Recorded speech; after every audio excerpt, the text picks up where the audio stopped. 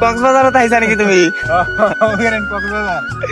কেনে আছে? আশা কৰো সকলোৱে ভাল। তো আজি আমি আহিছো আমাৰ গাঁৱৰ এই ওচৰতে, মানে ওচৰত আহিছো আপোনালোকক দেখুৱাবলৈ। আমি গা ধুব আহিছো। ইয়াত বাই আছে, আজমলে আছে।